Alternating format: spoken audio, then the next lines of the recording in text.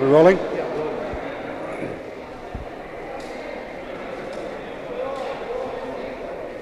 Senator, if an individual could go outside of a city with gun control legislation,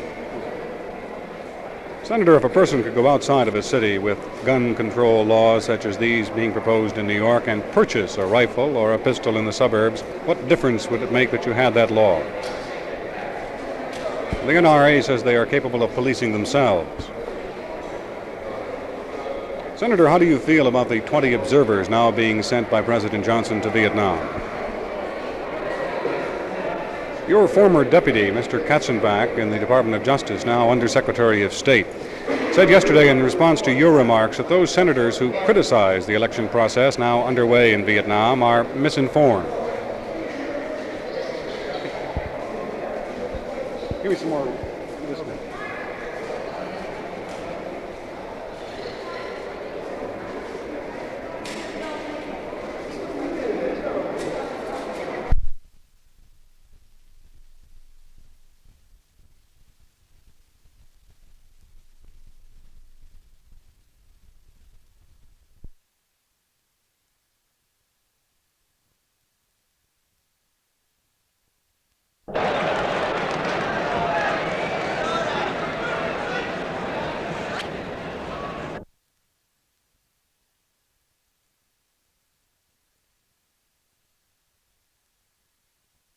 I think it's most unfortunate that we've been discussing federal legislation now for the last 3 years and we still haven't acted on it. And it's because of the lobbying activities in the National Rifle Association. We desperately need that legislation. But the incidence of crime, the incidence of killing and murder will be cut sharply if we have this kind of legislation at the local level. Not as much as it would if we had the legislation in all of the communities, but it will be cut. Do you expect Senator, what's behind the strong lobby of the National Rifle Association on this matter?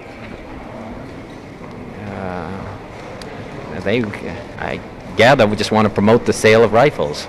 And the more people have rifles, the more people that belong to the National Rifle Association, the more people pay dues, and the richer they get.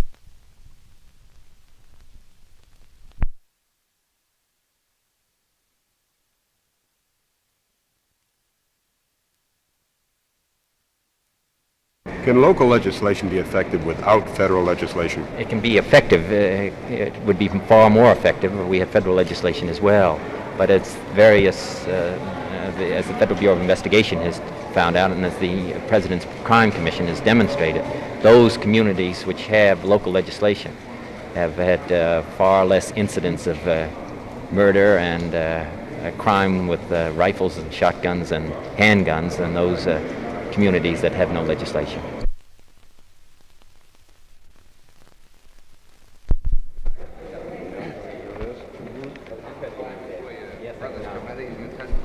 He said you were very, very good. He gave me a hug.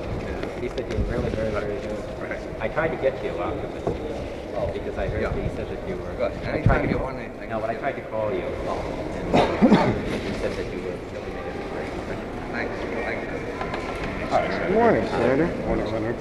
Morning. Jim, can we get you the back just a little Sure. bit? A great spot here. Senator, what do you see as the prospects in the major cities and the ghettos if there isn't some stronger gun legislation or effective? Well, there have been about 80 people who have been killed with rifles over the period of the last few weeks across this country. I think demonstrates a great need for legislation at the federal level and also legislation at the local level. I think that legislation that's being considered here is extremely important here in the city of New York. But I think that has to be enacted, and we also have to expand to the federal level as well. If someone could simply go out of town, drive into the suburbs and purchase a rifle or any other kind of gun, what difference would it make? Well, it's that much more difficult. And as I say, it's much better if we could pass the laws here governing the whole of the state, not just one part of the state. And it would be much better if we could pass federal legislation. I said, Senator, what do you think could be done about this pressure on the legislators? Well, I think that what we need to do is to pass the legislation.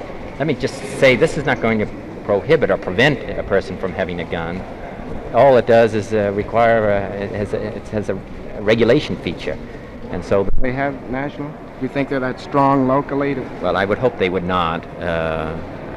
I would hope they would not, and I hope this legislation will be passed, but they've certainly been able to prevent the federal legislation up to the present time. Senator, are you pleased to see these 20 observers being sent to Vietnam?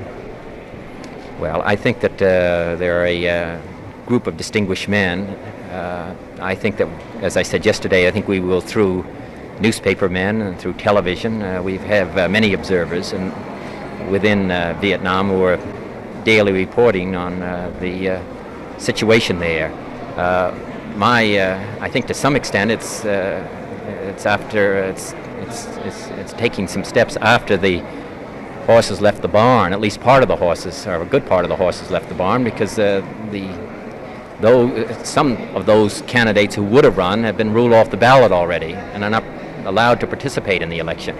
So therefore, there has not been, through the steps that have already been taken, not what's going to happen in the next 10 days, but through the steps that have already been taken, it can't be a free choice by the people of South Vietnam. You don't believe that the observers then will really have anything to watch? No, I didn't say that. I think that, as I say, it's a distinguished group, and I think that I think it's fine that the president has made that appointment. But as I say, I think we have in Vietnam, we have many newspaper people that are covering the matter. We'll send in daily reports.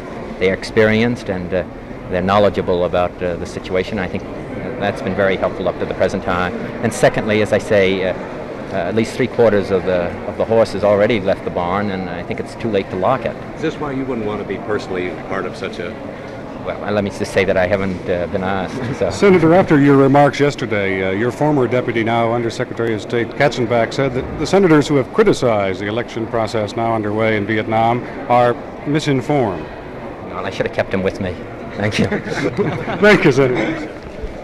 What's that last one? You Should have kept him with me.